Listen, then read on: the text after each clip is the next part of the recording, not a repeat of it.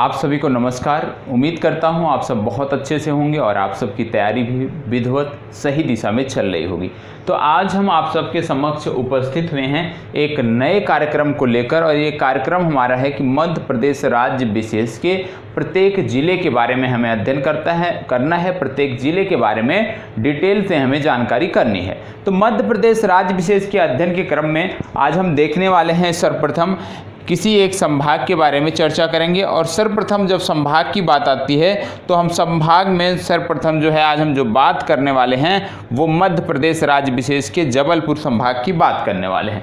तो जबलपुर संभाग से हम अपनी चर्चा प्रारंभ करते हैं और इसी तरह से हम आपके लिए प्रत्येक दिन एक नए संभाग के बारे में बताएंगे और उस संभाग से संबंधित जो भी जिले आते हैं उनके बारे में डिटेल से चर्चा की जाएगी। इससे क्या फ़ायदा होने वाला है? इससे आपको किसी भी राज्य के कोई भी राज्य यदि आप उठाते हैं और उसका जिलेवार अध्ययन करते हैं तो सर्वप्रथम आपका उसका इतिहास, उसका भूगोल, उसकी राजनीतिक व्यवस्था, उसकी अवस्थिति, वहाँ के पर्यटन, वहाँ के उद्योग, सबके बारे में हमें समग्रता से सीखने को मिलता है, जानकारी मिलती है। तो इसी क्रम में आज हम अपनी चर्चा प्रारंभ करने वाले हैं। और सर्वप्रथम जो हमारा संभाग है जिसको लेकर हम आज बात करने वाले हैं ये हमारा संभाग है जबलपुर संभाग।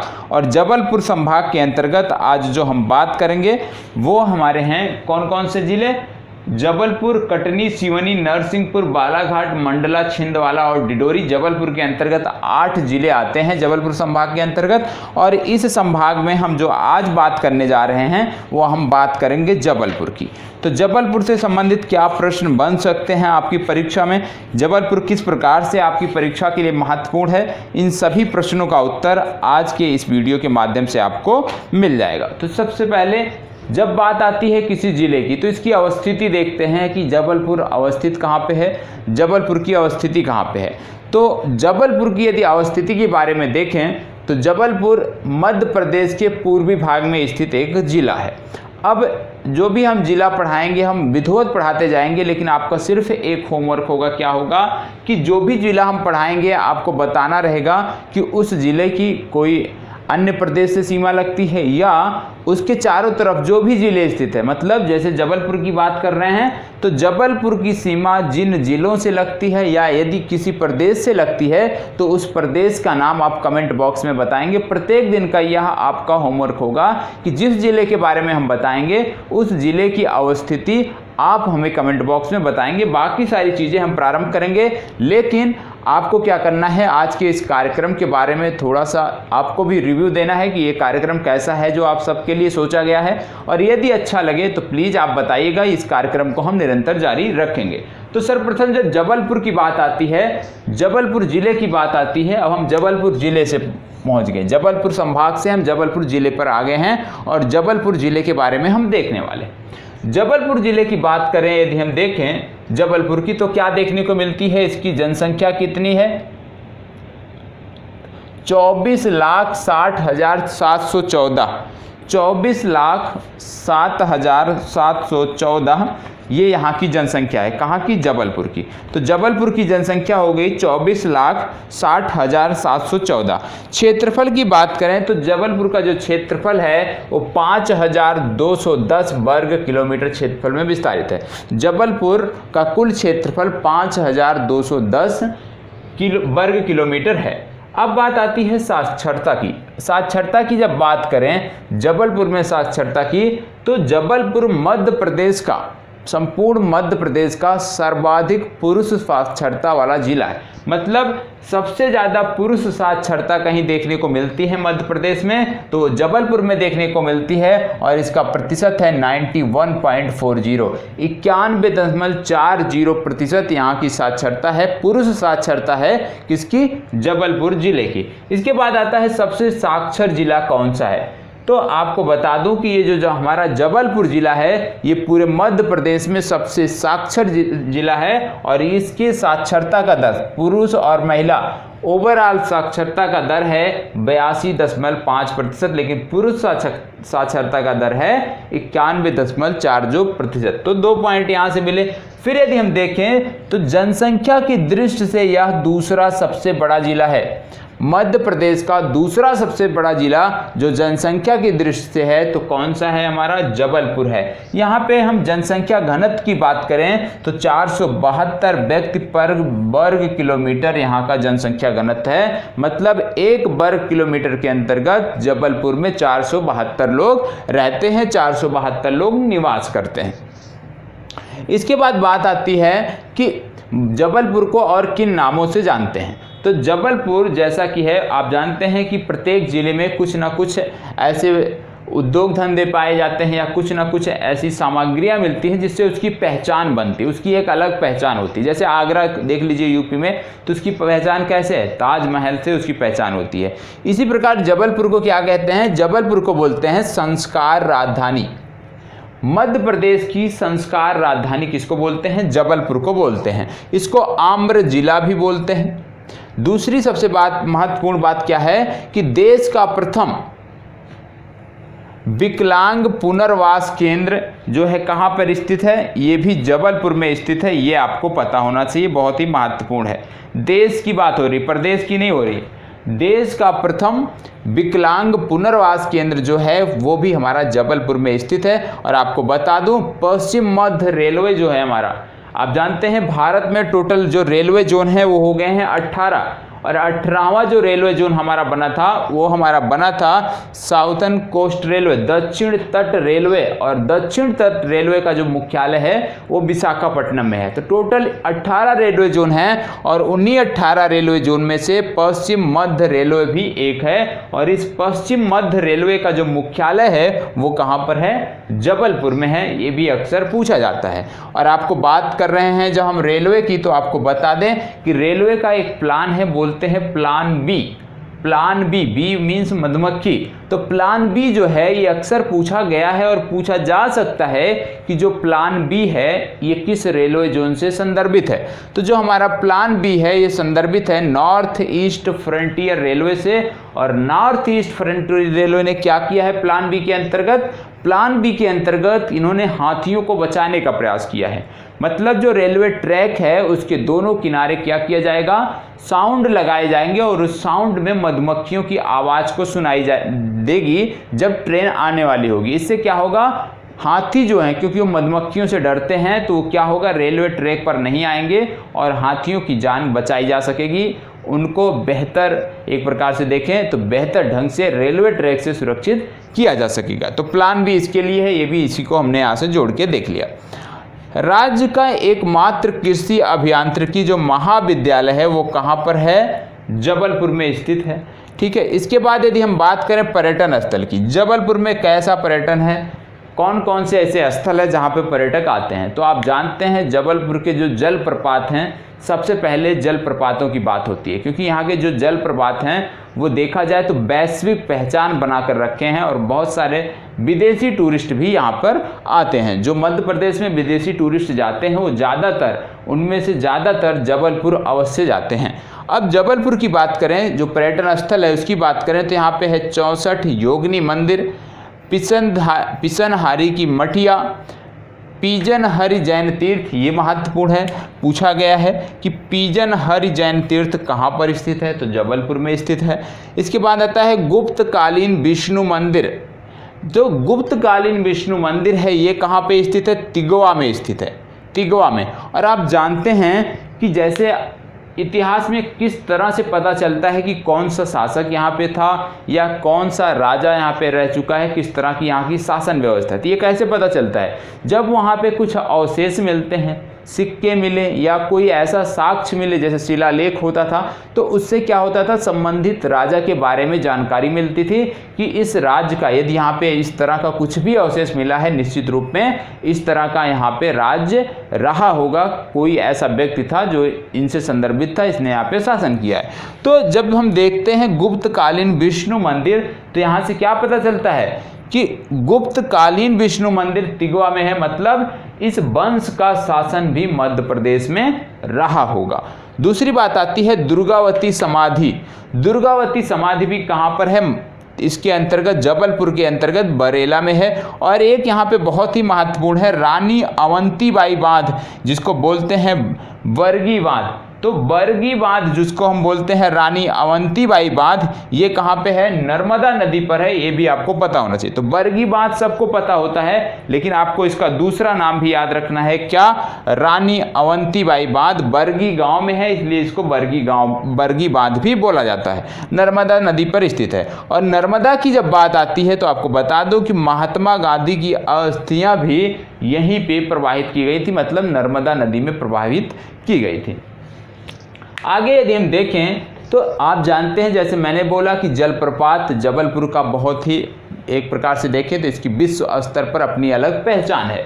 तो मध्य प्रदेश के जो जलप्रपात हैं वो हमारी परीक्षा के लिए भी महत्वपूर्ण हैं और अन्य राज्यों की परीक्षा के लिए भी महत्वपूर्ण हैं। तो यहाँ पे भेड़ाघाट या धुआंधार जलप्रपात आपको देखने को मिलेगा। निश्चित रूप से यदि आप मध्य प्रदेश से हैं तो आपको एक बार अवश्य जाना चाहिए। धुआंधार जो जलप्रपात है ये महत्वपूर्ण क्यों है? क्योंकि एकमात्र जलप्रपात है जो सफ़ेद संगमरमर चट्टानों से बना है। एकमात्र जलप्रपात है जो सफ़ेद संगमरमर चट्टानों से बना है। वो कौन सा है हमारा? वो है हमारा है धुआंधार जलप्रपात भेड़ाघाट। इसके बाद यहाँ पे अभ्यारण्य की बात करें तो दो अभ्यारण्य आपको देखने को मिलेंगे जबलपुर में, एक है गंगऊ और दूसरा है दुर्गावती। तो गंगऊ और दुर्गावती दो अभ्यारण्य भी आपको मध्य प्रदेश में देखने को मिलेंगे। उद्योगों की बात करें तो मध्य प्रदेश का जो जबलपुर है हमारा, सॉरी ये अभ्यारण्य जबलपुर की बात हो रही है। यदि गलती से हम मध्य प्रदेश बोल देते हैं मतलब किसी चीज़ में, तो उसका मतलब है कि जबलपुर की बात हो रही है, तो जबलपुर से जोड़ के देख लीजिएगा। इसके उद्योग की बात करें तो आपको बता दूं जबलपुर में जो उद्योग हैं विशेषकर भारी वाहन कारखाना है। भारी वाहन कारखाना आपको जबलपुर में देखने को मिलेगा। बीड़ी उद्योग का बहुत बड़ा स्कोप है जबलपुर में, तो बीड़ी उद्योग भी यहाँ पे देखने को मिलता है। अब जो मैंने देखा है, आप सब ने भी देखा होगा कि जबलपुर में क्या, एक तो मौर्यकालीन सत्ता का पता चला है, तो मौर्यकालीन के बारे में हम देखने वाले हैं। दूसरा कलचुरी या चेदी वंश के बारे में भी कुछ जानकारी हम करेंगे, क्योंकि कलचुरी या चेदी वंश जो हमारा है इसका भी शासन मध्य प्रदेश में रहा है, तो उसके बारे में कुछ चीज़ें हम देख लेते हैं। लेकिन उससे पहले बता दूं कि यहाँ पे सिर्फ हम चीज़ें संक्षिप्त देखेंगे। क्यों? क्योंकि इसके बारे में डिटेल चर्चा, यदि हमारा आप मध्य प्रदेश राज्य विशेष के आज़ाद IAS अकादमी से जुड़े हैं तो आपको देखने को मिलेगा क्या कि जो हमारा कोर्स है, जो हमारा कोर्स है PT और मेंस का राज्य विशेष का, वो बहुत ही विस्तृत है। वहाँ पे बहुत ही डिटेल में चीज़ें कराई गई हैं, तो आपको परेशान होने की ज़रूरत नहीं है इन सब चीज़ों से। आपको यहाँ पे सिर्फ फैक्ट, एक बेसिक जानकारी पता हो जाए कि मध्य प्रदेश में किस प्रकार से शासन व्यवस्था थी, किन किन ने शासन किया है। ठीक है, जब प्रत्येक जिले की हम बात करेंगे। और डिटेल में पढ़ने के लिए जो आपका मेंस प्रोस्पेक्टिव है, डिटेल में पढ़ने के लिए वो सारी चीज़ें आपको हमारे पैकेज में है। यदि जो 1 जून से लॉन्च हो रहा है, 1 जून से हमारा नया कोर्स लॉन्च हो रहा है मध्य प्रदेश राज्य विशेष का, तो आप जाके, बहुत ही कम फीस रखी गई है, तो आप जाके वहाँ से ज्वाइन कर सकते हैं। और निश्चित रूप से आप ज्वाइन करने के बाद आपको मिलेगा कि इस तरह का कोर्स, इस तरह का कंटेंट कहीं और आपको नहीं मिल सकता, बहुत ही विधिवत पढ़ाया गया है। तो मौर्य काल की जब बात आती है तो मौर्य काल का सबसे पहले क्या पता होना चाहिए कि इसका मौर्य काल का कब से कब तक शासन रहा। तो मौर्य काल की बात आए तो 323 से 187 ईसा पूर्व तक मौर्य काल का शासन रहा है।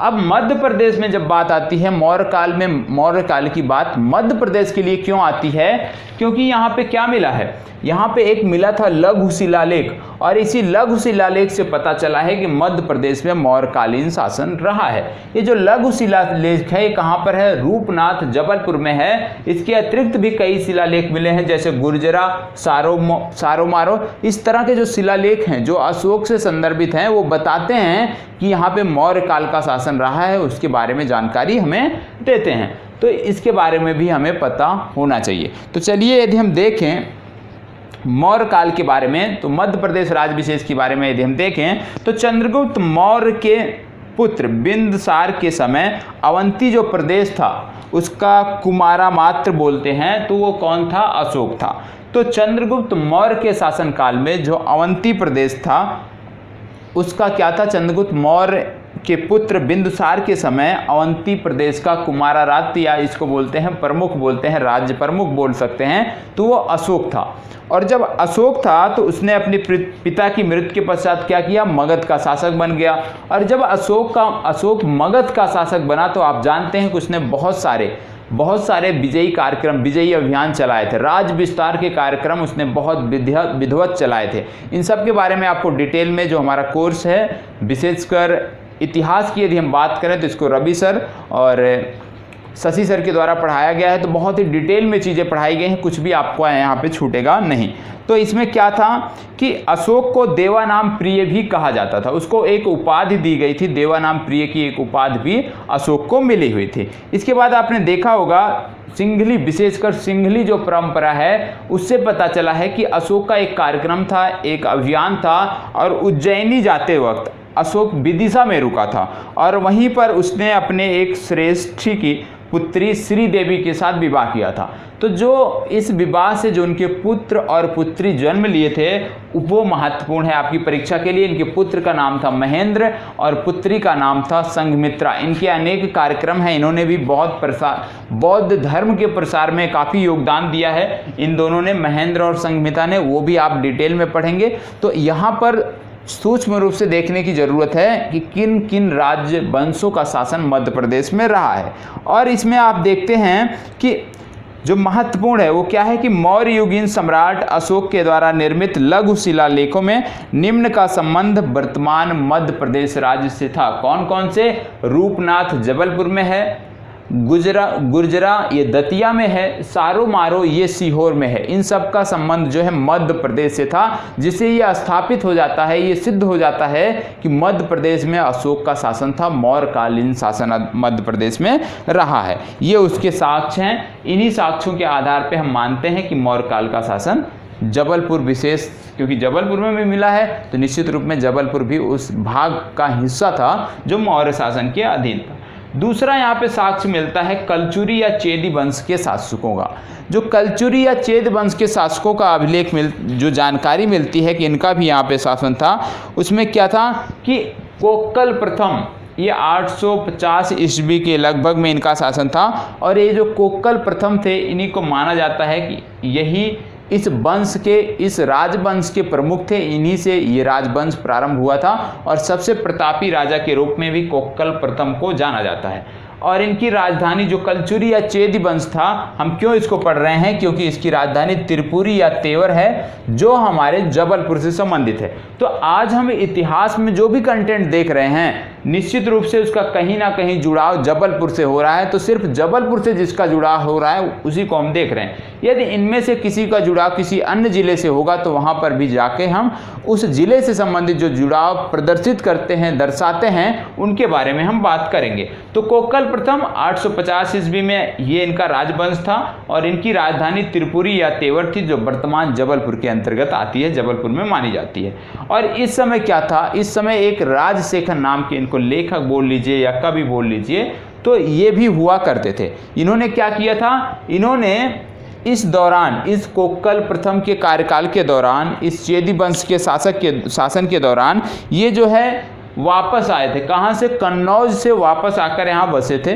और जब कन्नौज से ये वापस आए थे तो इन्होंने काव्य मीमांसा और विद्वस्वाल मंजिका ये दो ग्रंथ लिखे थे, दो पुस्तक लिखे थे। और जो काव्य मीमांसा और विद्वस्वाल मंजिका है, इसमें जो विद्वस्वाल मंजिका है ये युवराज को मालवा का प्रमुख बताती है, मालवा का राजकुमार बताती है, मालवा का राजा बताती है। और इसी युवराज के कार्यकाल में ही राजशेखर कन्नौज से वापस लौटे थे। तो याद रखना है कि काव्य मीमांसा या विद्वस्वाल मंजिका के लेखक कौन है, किसके द्वारा रची गई है, किसकी कृतियां हैं? तो ये राजशेखर की कृतियां हैं। और किसके कार्यकाल में ये आए थे? युवराज के कार्यकाल में ये वापस आए थे। इसके अतिरिक्त आप देखोगे एक और देखने को मिलता है, क्या?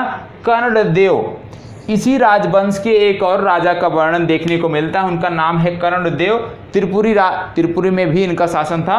तो जो कर्णदेव थे ये भी बहुत प्रतापी राजा थे इस वंश के। क्यों इन्होंने देखो चारों तरफ इनका विजयी अभियान चल रहा था और इन्होंने मालवा के राजा भोज को भी हराया था, चंदेल राजा कीर्तिवर्धन को भी हराया था, दक्षिण के चोलों को भी इन्होंने परास्त किया था और इनको संज्ञा दी जाती थी हिंद का नेपोलियन। तो याद रखिएगा जब आपसे बात किया जाए या प्रश्न पूछा किया जाए कि मध्य प्रदेश राज्य विशेष के संबंध में हिंद का नेपोलियन किसे कहा जाता है, तो कर्णदेव को हिंद का नेपोलियन कहा जाता है। और कर्णदेव कलचुरी वंश के अंतर्गत आते हैं, कलचुरी या चेदी वंश के अंतर्गत आते हैं। और ये जो कर्णदेव हैं इनके द्वारा अमरकंटक के मंदिर का निर्माण भी किया गया था। कर्ण के देव के द्वारा ही अमरकंटक में एक मंदिर का निर्माण किया गया था।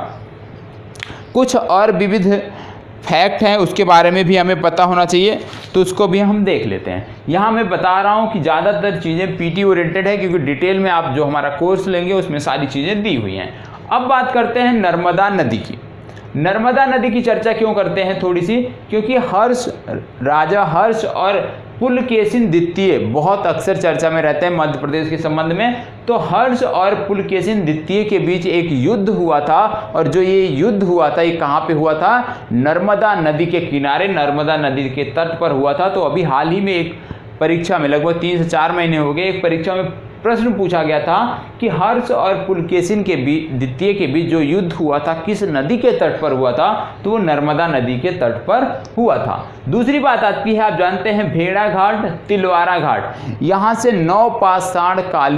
नौपाषाणकालीन साक्ष्य मिले हैं, ये भी आपको पता होना चाहिए। तो भेड़ाघाट और तिलवारा से नौपाषाणकालीन साक्ष्य भी मिले हैं। दूसरी बात आती है वासुदेव प्रथम, ये भी एक राजा थे। तो वासुदेव प्रथम के समय एक तांबे का सिक्का था, तांबे का सिक्का प्राप्त हुआ था कहाँ से, तेवर से। अभी हाल ही में नहीं कह सकते, कुछ वर्षों पूर्व खुदाई हुई थी, और उस खुदाई में वासुदेव प्रथम के कार्यकाल का एक तांबे का सिक्का हमारा तेवर जबलपुर से प्राप्त हुआ था। ये भी आपको फैक्ट के रूप में याद रखना है। दूसरी बात आप जानते होंगे, सातवाहन शासक यज्ञश्री का नाम आपने सुना होगा, यज्ञश्री सातकर्णी। इस समय क्या देखने को मिला था कि इनके समय का एक शीशे का सिक्का हुआ करता था, शीशे का सिक्के का प्रचलन था।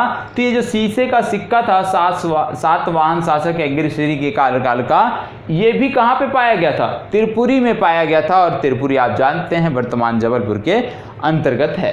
तो क्या क्या चीज़ें त्रिपुरी या तेवर और जबलपुर से संदर्भित हैं, उसके बारे में हमने बात किया है कि किस प्रकार से इतिहास जबलपुर से जुड़ता है, किस प्रकार से भौगोलिक अवस्थितियाँ जबलपुर की हैं, उन सब के बारे में हमने देखा है। यदि आपको पसंद आता है तो बताएं, निश्चित रूप से इस कार्यक्रम को आगे बढ़ाया जाएगा, और आगे धीरे धीरे इस कार्यक्रम में बहुत सारे तथ्यों को एक साथ जोड़कर आप सबके लिए प्रस्तुत किया जाएगा।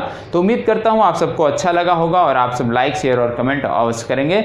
निश्चित रूप से ये कार्यक्रम ऐसे ही चलता रहेगा। यदि आपका सहयोग मिलता रहेगा तो आपके सहयोग की उम्मीद हम भी करते हैं कि जितना हमारे द्वारा मेहनत कराई जाती है, जितना हमारे द्वारा आप सब के लिए कार्य किया जाता है, आप सब भी उतना ही मन से, लगन से अपना कार्य करते होंगे। तो ये पे अपनी चर्चा समाप्त करते हैं। धन्यवाद।